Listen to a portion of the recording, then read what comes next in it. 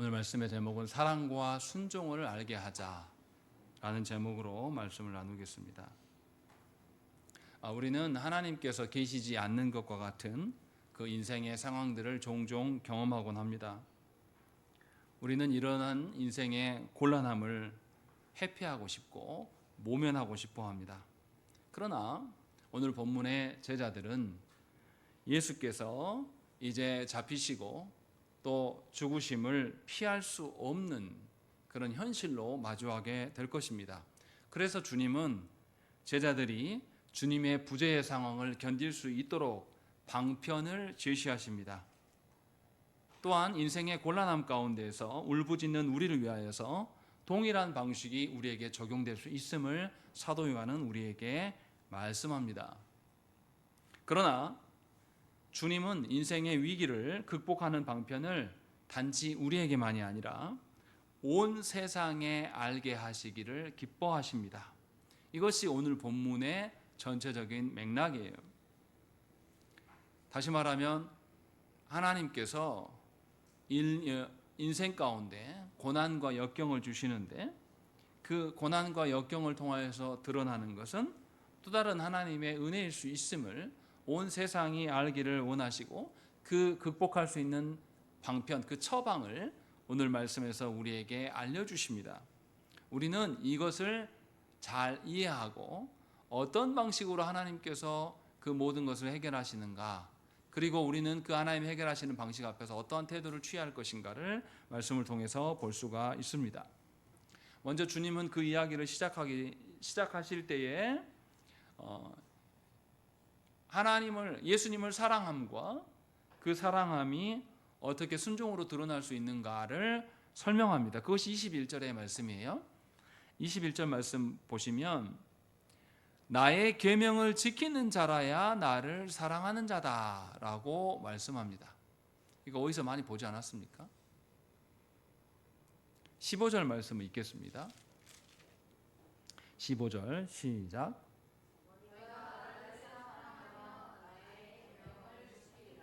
예. 15절에서는 나를 사랑하면 내 계명을 지킨다라고 말씀하셨고 21절에서는 계명을 지키는 자라야 나를 사랑하는 것이다 라고 말씀하고 있어요. 다시 말하면 이렇게 계명을 지킴과 주님을 사랑함을 앞뒤로 바꿔서 같이 반복적으로 말씀하시는 이유는 주님을 사랑함과 계명의 말씀을 지키는 것은 뗄 수 없는 관계임을 분명하게 우리에게 알려줍니다. 주님을 사랑한다면 주님의 말씀, 그 말씀이 우리의 삶의 가장 근간이 되는 질서로 될 것이고, 그래서 내가 생각하고 꿈꾸고 소망하는 것까지도 주님의 기준으로, 주님의 뜻대로 되어지기를 소망할 것이고, 하나님의 뜻이 실현될 때에 내 정서까지도 반응하면서 기쁨이 되고 만족이 될 것입니다. 그러나 주님을 사랑한다고 말하지만 실제로는 하나님의 말씀과 무관하게 살아가는 사람들은 말로는 주님을 사랑한다고 말하지만 절대로 그의 삶의 목적과 그의 삶의 방식이 주님과 상관없이 살아갑니다. 그래서 교회 안에 있으면서 주님을 사랑한다고 말하지만 실제로 세상과 같이 살아가는 사람들이 교회 안에 참 많습니다. 입과 생각으로는 주님을 사랑한다고 말하지만 그의 정서는 그에 동화되지 않고 있는 거예요. 따로 노는 겁니다. 그래서 어떻게 됩니까? 생각과 그의 정서가 따로 노는 거예요. 이렇게 살아가는 거 굉장히 불편합니다. 다른 사람들 앞에 서게 되면 어떻습니까? 입으로는 어떠하다라고 말하지만 내 정서까지 거기에 반응합니까? 그렇지 않거든요. 특히 A형인 저 같은 사람은 앞에 서는 게 굉장히 싫어요. 앞에 서는 것에 대해서 굉장히 좋아하지 않습니다. 그런데 이 생각과 정서가 일치되면 편안입니다. 문제가 안 돼요. 그런데 앞에 서게 되면 사람들의 주목을 받게 되고, 그렇게 되면 내 생각과 또 내 말하는 것과 내 감정이 따로 노는 경우가 있습니다. 그러면 사람은 굉장히 스트레스 받습니다. 무슨 말 하려고 하는 겁니까? 생각과 정서가 분리된 채로 신앙생활을 해나가면 입으로든 하나님을 막 말합니다. 그러나 그 사람의 정서에는 하나님의 사랑으로 인한 기쁨이 없어요. 다시 말하면 하나님의 사랑을 이웃에게 전달할 줄 모릅니다. 성경을 알고 뭔가 아는 소리는 잘 하지만 실제로 하나님의 그 사랑과 따뜻함을 전달하지 못하는, 사랑이 없는 그런 자기의 지식 자랑을 늘어놓는 경우가 많습니다. 이런 사람을 예수님 뭐라 그러냐면 선생 노릇한다 라고 주님은 말씀했어요. 우리 자신을 잘 돌아봐야 됩니다. 주님을 사랑함과 말씀의 순종함은 따로 놀지 않습니다. 그리고 이것은 반드시 내 정서에 영향을 미쳐서 하나님의 사랑을 반영하게 되어 있습니다. 그래서 21절의 뒷부분에 뭐라고 합니까? 나의 계명을 지키는 자라야 나를 사랑하는 자니, 나를 사랑하는 자는 누구의 사랑을 받는다고요? 내 아버지의 사랑을 받을 수밖에 없다라고 이야기합니다. 그러니까 말씀을 내 삶의 기준으로 지키고 살아가는 사람이 예수님을 사랑하는 건데, 예수님을 사랑하는 사람은 아버지의 사랑을 충분히 받는다라고 되어 있어요. 어떻습니까? 우리가 배우자를 고를 때 어떤 사람을 고르고 싶어 합니까? 부모로부터 사랑을 많이 받은 사람과 관계를 맺고 싶습니까? 아니면 부모로부터 사랑을 전혀 못 받고 홀대받고 뭔가 상처가 있는 사람과 관계를 맺고 싶습니까? 사랑 많이 받은 사람과 교제하고 싶어요. 왜요? 사랑을 받아본 사람이 모두 할 수 있습니까? 사랑도 하거든요. 하나님의 사랑에 충분히 젖어 있는 자가 이웃을 사랑할 수 있습니다. 세상이 말하는 이기적인 사랑 말고요. 하나님께서 우리를 사랑하시는데 당신의 아드님까지 내어주신 그 사랑을 우리가 호흡이 받으면 우리는 그 사랑에 젖어서 하나님의 사랑으로 이타적인 삶을 살아갑니다. 그래서 세상 사람들의 꼴을 잘 봐요. 말씀을 안다고 말하면서 다른 사람들의 꼴살을 못 봐주는 사람이 있습니다. 저도 예전에 그런 사람이었어요. 그런 사람은 말씀에 그의 정서가 반응하지 않는 거예요. 왜 반응하지 않냐면 주님을 사랑한다고 말하지만 주님의 말씀에 근거해 살지 않기 때문에, 주님의 말씀에 순종하지 않기 때문에 그의 정서에는 하나님의 말씀이 하나도 작동되지 않는 것입니다. 이것을 지금 말씀하고 있는 것이죠. 생각을 해보세요. 하나님의 사랑으로 충분히 살아간다면 세상 어떤 사랑보다 가장 귀한 사랑을 근거로 살아가는데 다른 사랑을 찾을 리가 없죠. 그렇지 않겠습니까? 우리 엄마가 해준 밥이 제일 맛있는 것을 깨달은 사람은 인스턴트 찾지 않아요. 그러나 엄마가 해준 밥이 제일 맛있다라고 느끼지 않기 때문에 다른 대체제를 계속 찾는 겁니다. 하나님의 온전하심 가운데 있고 하나님의 사랑을 받고 살아가는 성도라면 하나님의 사랑으로 살아갑니다. 그러나 하나님의 사랑을 받지 못하면 머리로서 성경은 말하지만, 입으로 성경은 말하지만 하나님의 사랑으로 살지 않습니다. 하나님의 사랑으로 살지 않는 방식이 어떤 겁니까? 다른 사람들 위에 군림하려고 합니다. 다른 사람을 장악하려고 해요. 다른 사람을 지배하려고 합니다. 그리고 안 되면 다른 사람을 위협하고 다른 사람을 파괴하고 유린하고 나를 존중해라 라고 하면서 강요하고 이런 방식을 취할 수밖에 없는 겁니다. 이렇게 하는 자들이 누굽니까? 다른 사람들의 위에 군림해서 서고 너는 내 말을 들어야 돼. 그리고 그 사람을 착취하고 이런 사람들이 누굽니까? 이단의 교주들입니다.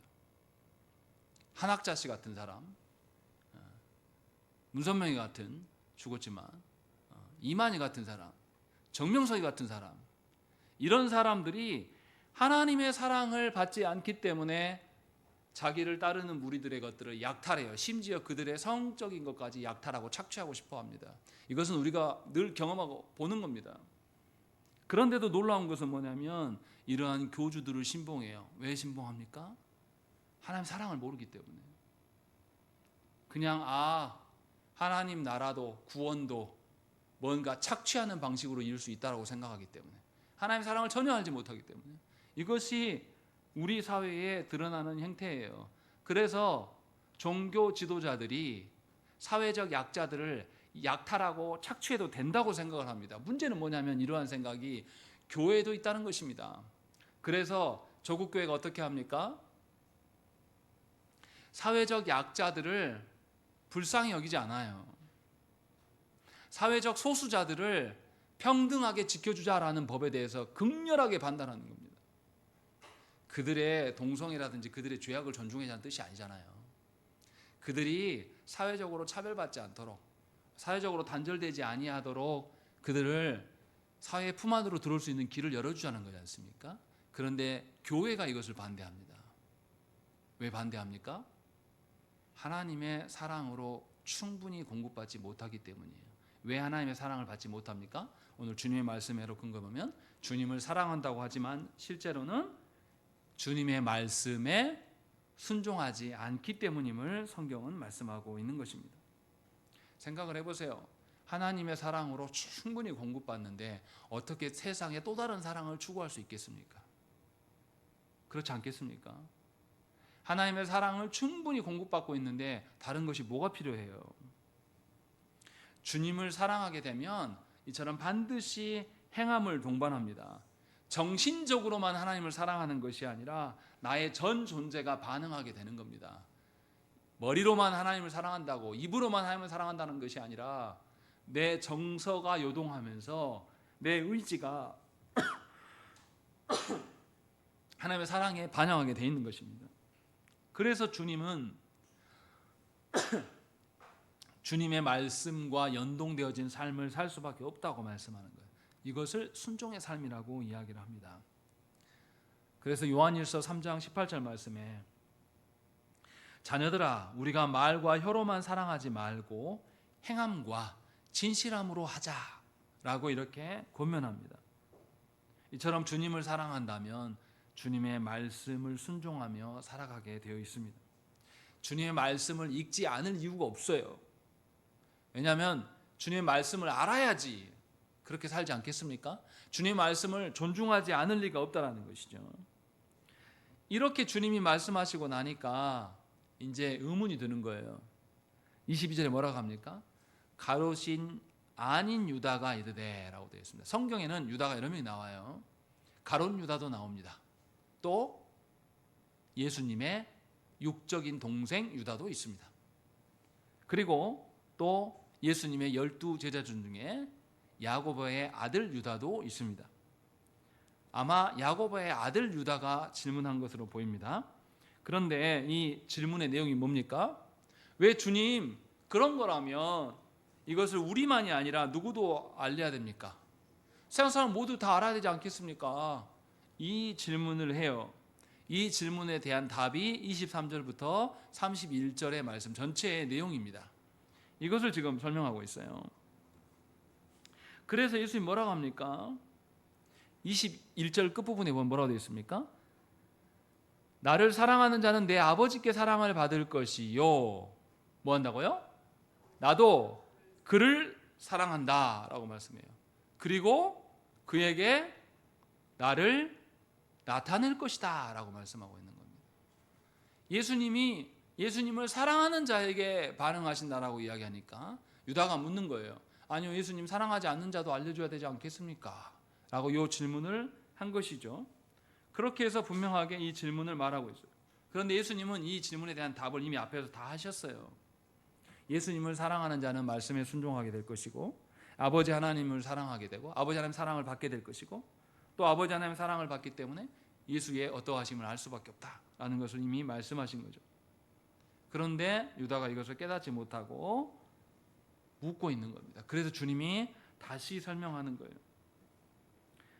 예수를 하나님께서 보내셨고 하나님의 사랑 가운데 있다라는 것은 보내신 자를 존중하기 때문에 보냄을 받은 자를 존중하는 것이고 보냄을 받은 자의 근거에서 살아갈 수밖에 없는 것입니다. 그래서 예수를 믿는다고 하면서 말씀을 지키지 않는 것은 거짓된 신앙이에요. 예수를 믿는다고 말하면서 주의 말씀을 사랑하지 않는 것, 주의 말씀에 대한 태도가 없는 것은 믿음이 없는 겁니다. 이것을 주님이 지금 말씀하고 있는 것이죠. 정리하면 우리는 21절과 22절에서 봐야 될 게 무엇입니까? 하나님의 사랑함과 말씀의 순종이 연동되어지는 것을 우리가 볼 수가 있어요. 그래서 23절에 뭐라고 합니까? 사람이 나를 사랑하면 내 말을 지키리니 내 아버지께서 그를 사랑하실 것이요 우리가 그에게 가서 거처를 그와 함께 하리라. 여기서 중요한 것은 함께 하신다라는 것이죠. 예수님 사랑하고 예수님 말씀대로 사는 자에게 하나님께서 함께 하실 것을 말씀하시고 24절에 읽겠습니다. 시작.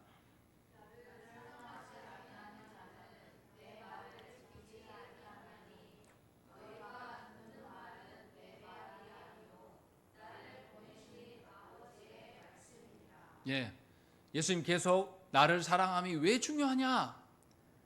나를 사랑하는 자, 그가 내 말을 지킬 것인데 내 말은 누구의 말이다? 아버지의 말씀이다 라고 이야기를 하고 있는 것이죠. 그래서 아버지와 연동되어진 자만이 아버지의 사랑을 받을 수 있고 아버지께서 나를 보내심을 알 수 있는 것이 아니겠는가 라고 말하면서 예수를 사랑한 자에게 예수님이 사랑하고 예수님을 드러낼 수밖에 없는 이유를 설명하고 있는 겁니다. 다시 말하면 말씀에 순종하는 자가 주님을 사랑합니다. 또 말씀에 순종하는 자가 주님을 사랑하기 때문에 누구보다도 주님을 바르게 알 수 있어요. 그래야지만 온전한 믿음의 소유자가 되는 것입니다. 그래서 사도들은 순종이 없으면 사랑도 없고 지식도 죽은 것이고 믿음도 죽는다 이렇게 말씀했습니다. 순종이 없으면 사랑도 지식도 믿음도 의미가 없다라고 말씀한 것이죠. 우리는 이걸 잘 알아들어야 돼요. 하나님을 사랑한다면서 하나님의 말씀에 무감각한 것은 사랑한 것이 아닙니다. 하나님을 사랑한다면서 내 삶을 말씀의 근거로 구조적으로 개혁해내지 않는다는 것은 하나님을 사랑할 줄 모르는 겁니다. 아직도 입으로만 말하는 것이고 사실은 그 존재 자체로서 하나님께 반응하는 것은 아니라고 성경은 말씀합니다. 그러면 하나님은 이 일을 우리에게만 맡겨두시는 거냐? 아니에요. 25절과 26절 말씀 보십시오. 거기에 성령 하나님에 대한 언급이 나와요. 예수님이 떠나가시고 보혜사이신 성령께서 오실 것인데 그때의 제자들이 예수께서 가르치신 말씀의 그 이유를 깨닫게 될 것이라고 주님이 말씀하십니다. 아직은 제자들이 이 주님의 말씀을 깨닫지 못해요. 왜냐하면 주님의 말씀을 지키는 것, 이것이 어떤 의미인지, 왜 필요한지를 잘 몰라요. 그러함에도 불구하고 주님은 주께서 십자가에 달리시고 주님이 떠나가게 될 상황, 그 상황에 대해서 미리 알려줍니다. 여기서 포인트가 있어요. 하나님은 되어질 일들을 우리에게 미리 알려주시지만 우리는 되어질 일에 대해서 관심이 없기 때문에 이 말씀을 마음에 새기지 않습니다. 사도 요한은 지금 그것을 쓰고 있는 거예요. 무슨 말입니까? 우리가 그때에 주님이 떠나가실 것에 대해서 염두하시고 일러주신 말씀이었는데 우리는 귀담아 듣지 않았다. 그리고 주님이 떠나가실 때 분명히 주님이 말씀하신 것대로 우리가 그것의 말씀을 붙잡았으면 우리는 요동하지 않았을 텐데 우리는 요동하고 주님을 배신했다. 그러나 성령께서 오셔서 우리를 깨닫게 하고 나서 보니 주님이 얼마나 우리를 사랑했었고 우리가 주님을 보지 못하게 돼서 주님이 진짜 떠나가신 것이 아니라 우리가 주님을 인지하지 못하게 될 상황에 왔을 때에 주께서 우리를 위하여서 미리 말씀하신 것이 얼마나 큰 것이었는가를 지금 25절과 26절에서 말씀하고 있는 거예요. 주께서 너희에게만 맡겨두지 아니하시고 미리 가르치신 것을 성령님을 통하여서 깨닫게 하실 것이다 라고 말씀하고 있는 거예요. 그러니까 우리는 어떻게 해야 됩니까? 하나님께서 예수께서 우리에게 말씀하신 것 그것이 아직 깨달아지지 않을지라도 우리는 그 말씀을 마음에 담아둘 필요가 있습니다. 왜냐하면 하나님의 말씀은 반드시 어떻게 됩니까? 반드시 그대로 성취돼요. 그대로 실현이 됩니다. 말씀이 실현될 때에 우리는 말씀을 담아둔 사람만이 하나님이 말씀하신 대로 되어지는구나 하는 것을 알게 되는 거죠. 그때에 하나님이 나와 함께 하셨구나. 하나님은 말씀의 이루어짐으로 나와 함께하는 방식을 택하셔서 나한테 계속 이렇게 하셨구나라는 것을 깨닫게 된다는 것입니다. 성경에 그런 인물이 많이 나와요. 하나님께서 이삭과 리브가에게 리브가가 복중에 쌍둥이를 잉태했을 때 하나님 뭐라고 말씀하십니까? 복중에 두 아이가 막 뛰놀고 싸우니까 하나님 뭐라고 말씀하십니까? 큰 자가 작은 자를 섬길 것이다. 그때 리브가와 이삭이 알아들었겠어요? 못 알아듣죠. 이게 뭔 말인가? 근데 성경은 그것을 기록하고 있습니다. 그리고 나아보니 실제로 어떻게 하냐면 야곱이 형 에서의 모든 하나님에 대한 복을 다 탈취해요. 그리고 그것대로 하나님이 이끌어 가심을 경험하게 됩니다. 그때서야 깨달았을 거예요. 하나님은 복중에서부터 이 두 아이에 대한 계획을 갖고 계셨구나라는 것. 또 어떻습니까? 창세기 37장에 무슨 이야기가 나오냐면 이 요셉이 꿈을 꿔요. 반복적으로 꿈을 꾸면서 그 꿈 이야기가 뭡니까? 형과 아버지의 집단이 내 집단을 향해서 절한다. 또 형과 아버지의 별들이 나를 향해서 절한다 라는 이야기를 한단 말이에요. 이 이야기를 하면 할수록 어떻게 돼요? 미움받죠. 그런데 형제들은 그 말을 새겨듣지 않습니다. 그런데 창세기 37장 11절 말씀 보면 요셉은 이 말을 마음에 두었다라고 성경은 기록하고 있습니다. 하나님은 되어질 일들을 미리 우리에게 말씀으로 알리십니다. 그 말씀은 반드시 되어질 것이지만 우리가 하나님의 말씀에 관심이 없기 때문에 지금은 필요성을 못 느껴요. 그러나 반드시 하나님은 당신의 인도하심, 당신의 모든 섭리를 우리 같은 것에게 말씀으로 알리십니다. 그러면 우리는 말씀이 실현되는 현장을 통해서 하나님이 나와 함께 계심을 경험할 수 있게 되는 것입니다.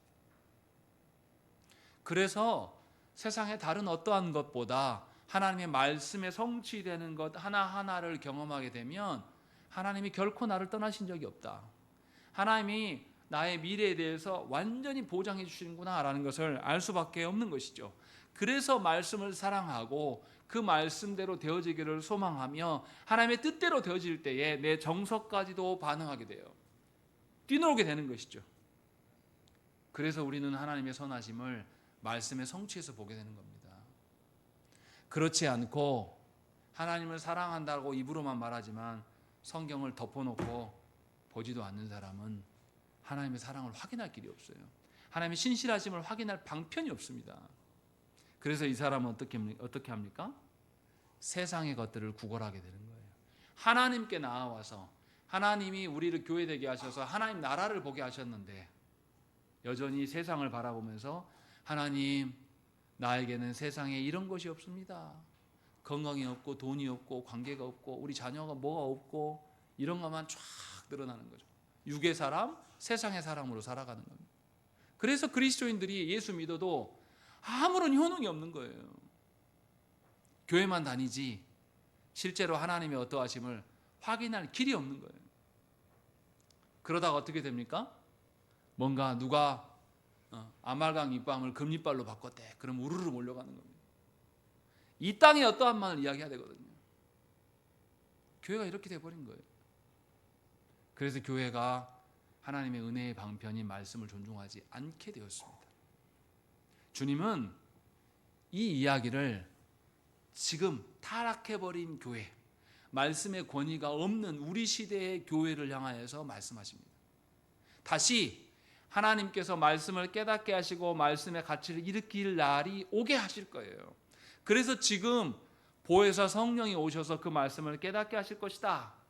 그 성령께서 하나님의 어떠하심을 너에게 전달하실 것이다 라는 것을 우리에게 말씀하면서 확증하는 겁니다. 보십시오. 성자는 성부의 뜻하신 바와 충돌함이 없으시고 온전한 순종을 이루십니다. 또 성령님은 성자의 행하심에 아무런 충돌 없이 예수 그리스도의 행하심을 완전히 보좌하시고 그 가르치심을 확실하게 드러내는 사역을 하는 거예요. 다시 말하면 우리를 향한 하나님의 사랑을 성부와 성자와 성령 세 분 하나님께서 완전히 조화를 이루시면서 틀림없이 그대로 이루어지는 것을 우리에게 알려주십니다. 그렇기 때문에 우리는 성령의 역사하심 없이 자신의 어떠함으로 살아갈 수가 없어요. 자신의 성경을 아는 지식으로 뭔가를 말할 수가 없는 것입니다. 성령의 역사하심을 존중하지 않게 되면 어떻게 됩니까? 자유주의나 신비주의로 떨어지게 되어 있습니다. 자유주의는 뭡니까? 성경을 사람의 논리로, 사람의 어떠함으로 성경을 해석하려고 하는 자들의 특징이에요. 문학적으로 성경을 보니까 이런 말 하되 1세기의 상황, 그때 유행했던 흐름이 뭐고 이런 걸 보니까 바울이 말한 게 틀렸어 라고 말하면서 하나님의 어떠하심으로 성경을 보는 게 아니라 사람의 눈으로 성경을 보는 거예요. 우리식으로 말하면 이런 겁니다. 성경을 통해서 하나님 나라를 보고 하나님 말씀하시는 것을 보려고 하는 게 아니라 성경을 보니까 부자 되는 법, 성경을 보니까 아들 낳는 법, 성경을 보니까 성공하는 것, 성경을 보니까 결혼하는 방법, 이따고 것들을 찾는 자들이 자유주의예요. 이런 사람은 하나님 나라의 것들을 소망하지 않습니다. 계속 사람의 일들을 이야기할 거예요. 또 반대로 성경의 말씀을 존중하지 않고 직통계시를 믿는 사람, 하나님이 나한테 직접 말씀해서 이것만을 믿는 사람은 하나님이 주신 말씀을 사랑하지 않습니다. 말씀을 던져버려요. 아예 읽지도 않습니다. 그래서 신비주의자들의 특징이 말씀에 대해서 무지해요. 아무도 모릅니다. 그렇게 해서 계속 직통계시나 예언하는 것을 성경보다 더 위에 둡니다. 그럼 성령의 사역이 없어지는 것이죠. 그래서 그런 자들은 성령의 사역을 뭐라고 말합니까? 은사라고만 이야기하는 거예요. 뭔가 신비적인 일들을 해내고 뭔가 치료하고 뭔가 기적을 일으키고 이런 것만을 생각. 이런 오류에 빠지게 되면 뭐에서 멀어집니까? 말씀에서 멀어져요. 말씀에서 멀어지면 누구를 사랑하지 않는 겁니까? 하나님 사랑하지 않는 거라고 성경은 분명히 말씀해요. 예수께서 친히 말씀하시는 겁니다. 그러니까 지금 구절을 보세요. 예수님이 선언을 해요. 2번이나 말씀하십니다. 나를 사랑하는 자는 주의 말씀을 지키지 않을 리가 없다. 주의 말씀을 지키는 자가 나를 사랑하는 것이다. 그리고 나서 이 말씀을 깨닫게 하시기 위해서 누가 오셨다? 성령께서도 그 일에 동참하신다라는 것을 25절과 26절에 말씀한다는 것이죠.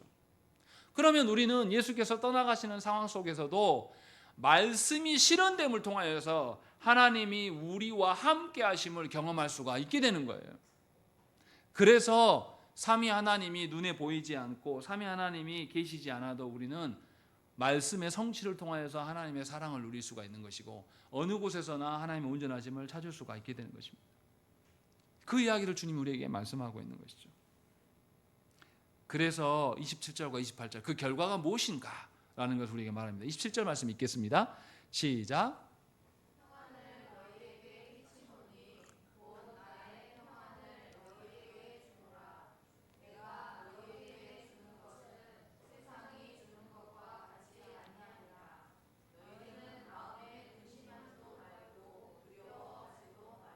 예.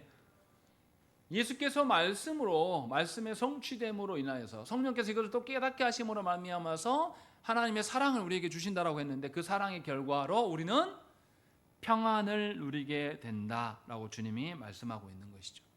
그래서 28절에 뭐라고 합니까? 내가 갔다가 너희에게로 온다 하는 말을 너희가 들었나니 나를 사랑하였더라면 내가 아버지께로 감을 기뻐하였으리라 하는 것이죠. 내가 아버지의 뜻대로 십자가에 달리시고 떠나가실 것인데 너희가 내 말의 의미를 깨달았다라면 좋아하고 환영했을 것이다. 그런데 너희는 슬퍼하고 낭망할 거야 라고 주님이 지금 말씀하고 있는 겁니다. 왜요?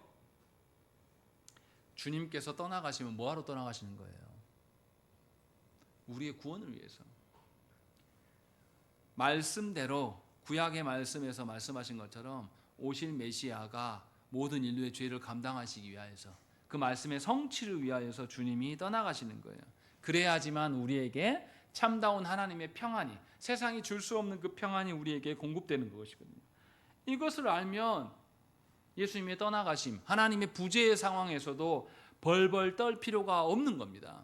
예수님이 이렇게 말씀하시면 구약의 말씀의 성취예요. 그래서 구약의 말씀에 보면 아론 제사장의 축복의 말씀이 있습니다. 이것이 예배에서 강복선언으로 계속 반복됩니다. 그게 무슨 말씀입니까? 민수기 6장 24절 말씀, 25절 26절 말씀. 여호와는 내게 복을 주시고 너를 지키신다. 여호와는 그 얼굴을 내게로 향하여 드사 은혜를 베푸신다. 또 여호와는 그 얼굴을 내게로 향하여 드사 평강 주신다 라는 것. 이것을 아론 시대부터 선언했던 것이 지금 누구에게서 완성이 되는 것입니까? 예수께서 떠나가심으로, 예수께서 십자가의 일을 이루심으로 말미암아서 완성이 된다, 완성하러 가신다라는 거예요. 그러면 우리는 어떻게 반응해야 됩니까? 저희들은 어떻게 반응했어야 됩니까? 구약에서부터 그렇게 제사장들로부터 반복적으로 선언했던 그 복이 예수님께서 성취하러 가시는 거 하면은 쌍수를 들고 환영하면서 드디어 이것이 우리에게 주어지는구나 라고 하면서 기뻐했어야 돼요. 그런데 제자들은 이걸 깨닫지 못했습니다. 제자들은 그냥 주님이 떠나가신 것만 슬퍼했어요. 분명히 주님은 28절에 뭐라고 합니까? 가기도 하지만 뭐도 하신다고요? 오시기도 할 것을 두 개 다 말씀하셔요. 그런데 뭐만 생각하는 거예요? 떠나가신만에 방점을 꽂고 있는 겁니다. 보지 않는 거예요. 주님이 다시 오실 것에 대한 이야기. 주님이 어떻게 오십니까? 최후의 종말의 때 재림 오신다 그 말입니까 지금 여기서? 아니에요. 보혜사 성령께서 오셔서 주님의 말씀이 깨달아지고 말씀대로 우리의 삶에서 그대로 성취되는 것을 통하여서 우리는 주님의 오심을 누리게 된다, 이 말씀을 하고 있는 거예요. 그러니까 우리는 하나님의 어떠하심을 말씀의 성취에서 찾아야지 세상의 어떤 일들, 내가 높아지고 돈이 많아지고 건강이 좋아지고 질병이 치유되고 내 자녀가 잘 되고 이런 것을 통하여서 하나님의 어떠함을 말할 수 없다는 거죠. 그것을 주님이 지금 말씀하고 있는 거예요. 그런데 수많은 조국교회 성도들, 우리까지도 어떻게 하냐면 예수 믿으면 잘 돼야지, 저 목사님이 정말로 예수님을 잘 믿고 예수님대로 하면 목회가 왜 이래, 교회가 커져야지, 부흥해야지, 우리까지도 그 생각에 젖어 있단 말이죠. 온전하게 하나님의 말씀을 따르는 게 아니에요. 그 이야기를 주님이 하시는 거예요. 너희에게 준 하나님의 평안이 도대체 뭐냐? 하나님의 말씀의 성취로 이루어지는 것이 아니냐? 그것이 너에게 준 평안이다라고 말하는 거예요. 성경에서 하나님이 주신 평안을 뭐라고 말하죠? 두 글자로? 샬롬이라고 이야기를 합니다. 여기서 우리가 진정한 샬롬이 뭔지 생각해 봐야 돼요. 세상은 어떠할 때 평안하다고 말합니까?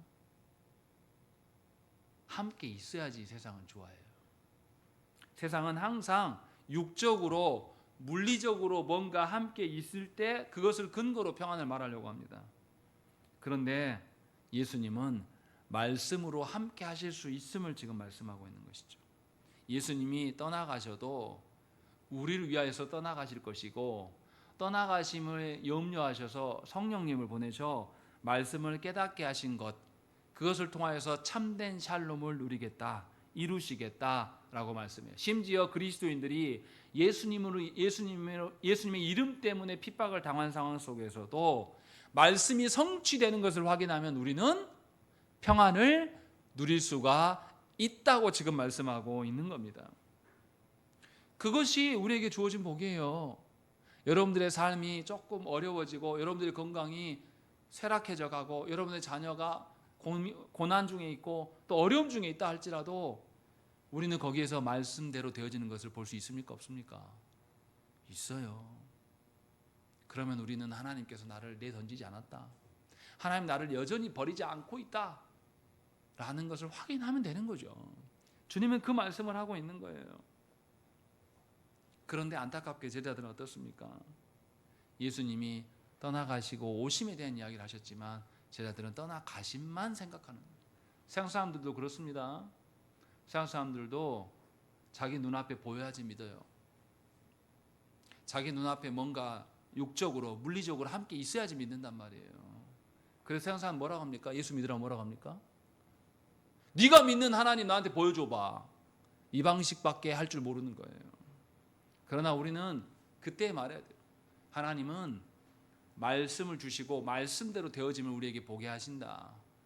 이것은 너처럼 하나님 사랑하지 않는 사람은 알 수 없어. 성령께서 역사하신 자만 아는 특별한 권세야 라는 것을 말할 수 있어야 된다는 것이죠. 이것이 우리 자신에게 있는지 돌아보셔야 됩니다. 그렇지 않으면 우리는 세상의 것을 찾아요. 수십 년간 교회 안에 있었으면서도 너무 외로워. 사람이 나를 몰라주니까 외롭고, 세상의 것이 나한테 충족되지 않으니까 내 삶이 슬프고, 그래서 하나님의 기쁨이 없어요. 예수를 믿는데 맨날 울어요. 예수 잘못 믿은 겁니다. 말씀이 성취되면요, 나에게 없어도 기뻐할 수 있어요. 그래서 옛날 복음성가 있었잖아요. 내일 일은 난 몰라요. 하루하루 살아요. 왜요? 하나님이 내 하루하루를 채우시거든요. 말씀의 성취로. 그래서 난 내일 일을 계획하지 않아도 돼요.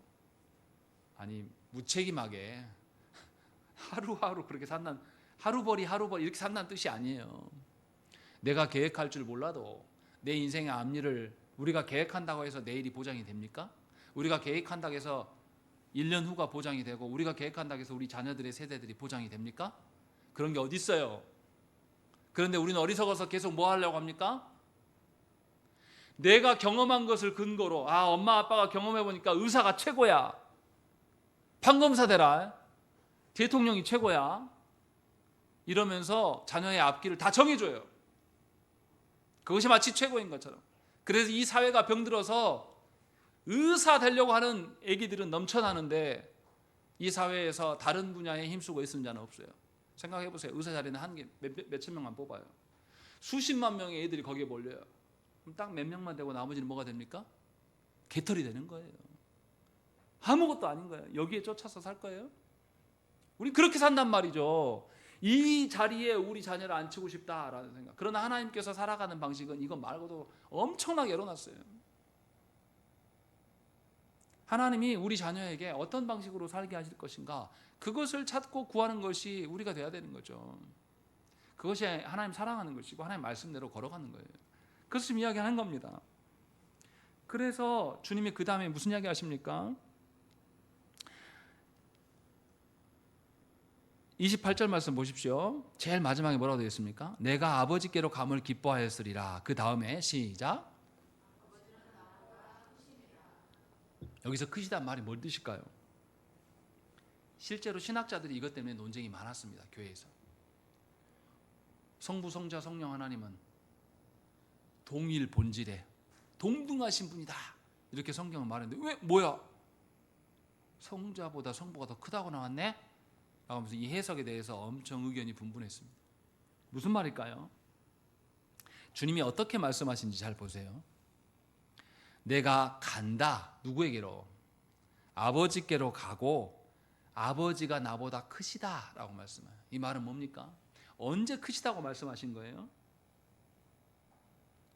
아버지께 가는 것이 아버지께서 나보다 크시기 때문이다 라고 말하는 거예요. 이것은 실제로 존재 자체가 크시다 이런 의미를 말하는 게 아니에요. 지금 예수님의 처한 현실은 하나님의 영광이 더 충만하게 드러나는 현실입니까? 아니면 앞으로 주님이 십자가에 달리시고 아버지께 나아가는 것이 하나님의 영광이 더 충만하게 드러나는 일입니까? 아버지께로 나아감이, 아버지께로 감이 하나님의 영광이 더 충만하게 드러나는 거예요. 비록 예수께서 십자가에서 죽으시지만 성부께서는 예수 그리스도를 살리시고 하나님 보좌 우편에 앉으시고 높이심으로 말미암아서 온 천하의 하나님의 승리하심을, 하나님의 온전한 영광을 드러내 보이실 거란 말이죠. 그래서 예수님은 더 큰 영광의 자리로 나는 나아간다. 그것이 아버지가 계신 그곳이다. 내가 나아가는 것은 너희도 나로 말미암아 아버지께 나아갈 수 있는 길을 열기 위함이다 라고 주님은 말씀하고 있는 거예요.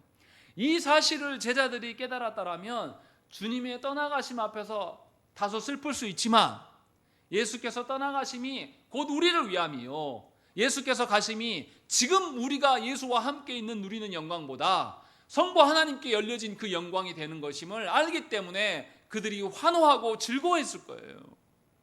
그러나 제자들은 이 사실을 알지 못했습니다. 주님의 말씀이 무슨 말하는지를 알지 못했어요. 그래서 주님의 떠나가심만 붙잡고 실패했다, 망했다.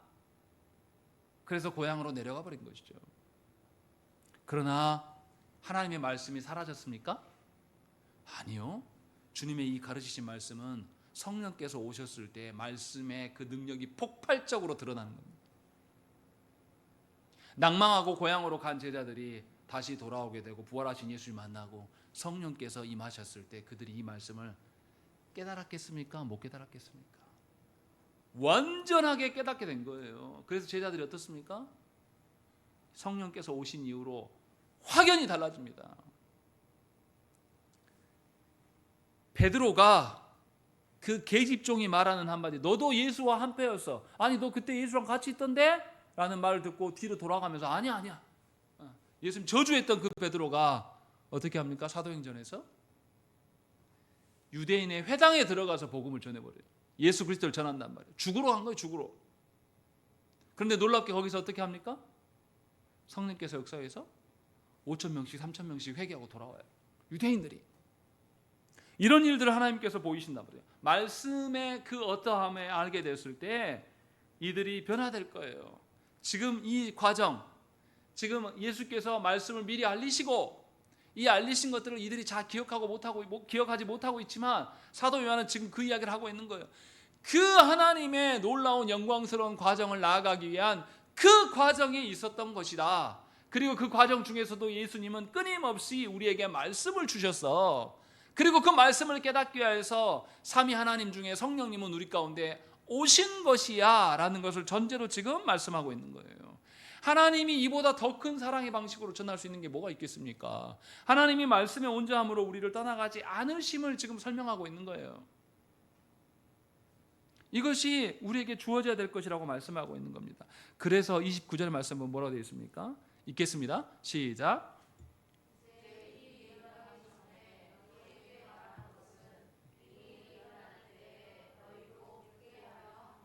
언제요?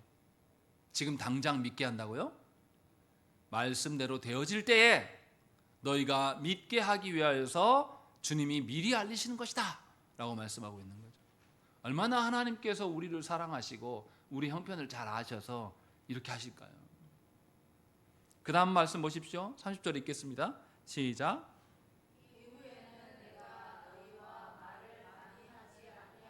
예, 이후로는 이제 내가 너에게 말하지 않겠다라고 말하는 거예요. 이 말의 의미가 뭡니까? 니네 못 깨달으니까 더 이상 할 말 없어? 이 말입니까? 이미 너희에게 계시한 말씀으로 충분하기 때문에 더 할 말이 없다 이 뜻이에요. 이미 너희에게 알려준 말씀으로 족하다. 그러니 너희는 그 말씀을 마음에 담고 성령께서 오셔서 역사하시기를 기다려라 라는 이 말씀이라는 것이죠. 그리고 주님이 그 다음에 무슨 이야기 합니까? 읽겠습니다. 시작. 아니요 30절 다 안 읽었잖아요 우리. 예. 이 세상의 임금이 읽겠습니다. 시작.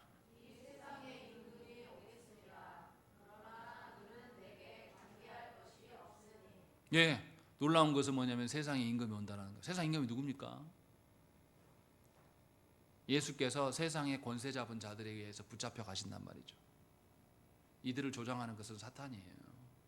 세상의 권세 잡, 공중 권세 잡은 자들이 와서 예수님을 붙잡아 갈 것이다. 그런데 주님이 그 다음 말이 중요해요. 뭐라 그래요?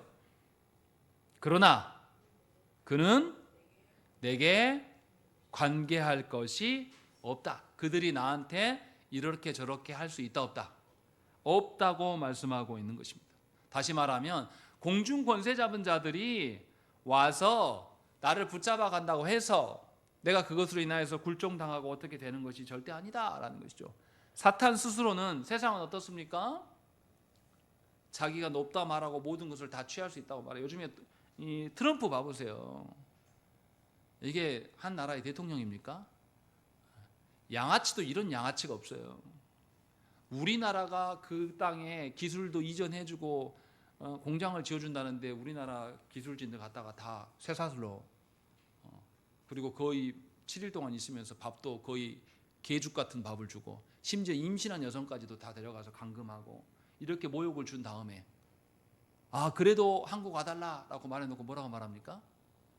이제 전문 비자 한 명씩 받으려면 $10,000가 아니라 너희들 1억 4천만 원씩 내고 들어와야 돼. 이렇게 말해요. 이런 생년가치가 어디 있습니까? 그런 인간을 대통령으로 뽑아놓은 그 나라 수준 얼마나 꼴값입니까? 세상 공중권세 잡은 자들은 이렇게 우리를 겁박해요. 돈으로, 힘으로 우리를 멸시하려고 합니다. 그러나 예수님 뭐라고 하냐면 그 사탄이, 그 임금이 나에게 관계할 수 없다라고 말씀하고 있어요. 이 말이 우리에게 어떤 의미입니까? 우리가 주님을 사랑하고 주의 말씀을 지켜 행하며 순종함에 있으면 우리는 예수 그리스도와 연합되어 있습니다. 그러면 예수께 관계할 수 없는 공중권세 잡은 자가 우리를 관계할 수 있습니까? 없습니까? 관계할 수 없는 겁니다. 그 이야기를 하고 있는 것이죠. 그러니 세상에 임금이 온다고 해서 두려워하지 말라, 평안하라 라고 주님이 말씀하고 있는 것이죠. 예수께서 그러하니 너희 또한 그러하다 라고 말씀하는, 이게 얼마나 놀라운 은혜입니까? 우리 같은 것이 뭐라고 세상에 공중권세 잡은 자들이 우리를 죽일 수 있어요. 그렇지 않겠습니까? 세상에 힘 있는 자들이 우리의 목숨을 앗아갈 수도 있고요. 세상에 힘 있는 자들이 우리의 돈줄을 끊어서 우리를 굶게 만들 수도 있어요. 그러나 우리는 죽어도 어떻습니까? 살아요. 예수께서 십자가에 죽으러 가신 것은 그냥 죽으러 가신 게 아니라 뭘 이겨내려고요? 사망을 물리치기 위해서 더 이상 너희들 내 안에 있는 내 백성들에게 사망으로 겁박하지 마 이놈들아 라고 하면서 그것을 극복해내시려고 십자가에 가신 거예요. 그런 주님이 가셨는데 여전히 공중권세 잡은 자들의 그 사망의 겁박, 그 겁박 앞에서 후덜덜하면서 떨고 있는 게 맞냐 이 말이에요. 주님이 그걸 선언해 주고 있는 거예요. 그래서 그 다음 뭐라고 합니까? 31절에 오직 내가 아버지를 사랑하는 것과 아버지께서 명하신 대로 행하는 것을 세상이 알게 하려 함이다 라는 것이죠. 주님의 답변이 나와 있어요. 주님이 너희에게 말씀을 주시고 말씀의 성취로 너희와 함께 할 것인데 이것이 곧 누구를 향한 것이다? 세상을 향한 것이다 라고 주님이 말씀하고 있는 거예요. 그럼 우리는 복음을 증거할 때 어떻게 하라는 거예요? 주님이 주신 말씀의 순종함으로 복음을 증거해내라는 거예요. 그것이 주님의 답변입니다. 유다의 질문, 왜 주님 우리에게만 알리십니까? 세상에도 알려야 되지 않겠습니까? 세상에 알릴 거야. 그런데 누가 안다? 자동적으로 모든 사람이 구원받는다 이렇게 말씀하신 것이 아니라 예수님을 사랑하는 자가 돼야 될 텐데 그 사랑하는 자는 주의 말씀을 지키는 자들이고 너희가 주의 말씀을 위임받은 자들이니 너희가 말씀을 지키고 말씀의 구현을 이루어갈 때에 세상이 너희의 말씀의 순종함을 보고 하나님을 알게 될 것이다. 그래서 그 다음에 뭐라고 합니까? 일어나라 여기를 떠나자 이렇게 말씀하고 있어요. 이 말의 의미가 뭡니까? 그냥 장소 옮기자 이 말입니까? 아니에요. 너희 이제 지금까지 말씀 중심으로 살지 않았는데 주님의 말씀을 순종하면서 주님의 말씀에 구현하는 자리로 너희가 가야 되지 않겠는가라는 거. 지금 당장은 이들이 깨닫지 못해서 못 가요. 그러나 주님이 하신 말씀 나중에 성령께서 오셔서 성령께서 깨닫게 하실 때 이 말씀 일어나라 여기를 떠나자.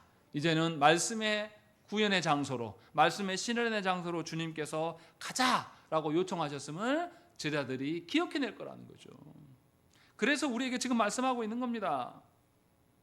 하나님을 사랑하는 것, 그것은 말씀에 대한 순종인데 이것이 우리 자신을 위한 뿐만 아니라 세상을 위한 것이다 라고 지금 사도 요한은 우리에게 말씀하고 있는 거예요. 하나님께서 계시지 않는 것 같은 그런 인생의 고난 가운데 있을 때에 우리는 말씀을 기억해야 됩니다.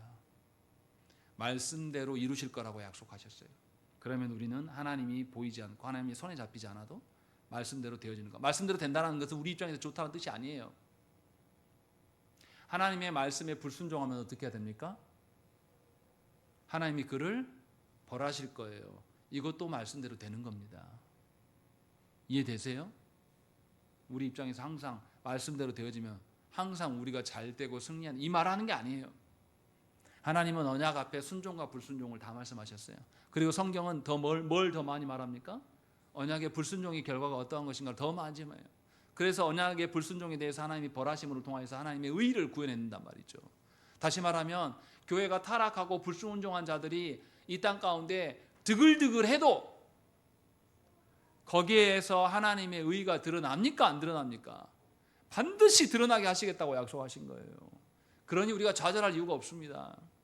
조국교회 안에서 말씀을 찾는 일들, 말씀대로 교회가 세워지는 일들이 굉장히 더디고 보이지 않는 것처럼 보일지라도 우리는 여전히 하나님의 말씀이 성취될 것을 믿고 그 말씀으로 살아가라고, 일어나라, 이제 이런 방식에서 떠나라 라고 주님이 우리를 권면하고 있는 겁니다. 그러니 저와 여러분들이 하나님을 사랑함을 주의 말씀에 순종함으로 맛보시고 또한 드러내셔야 되는 것입니다.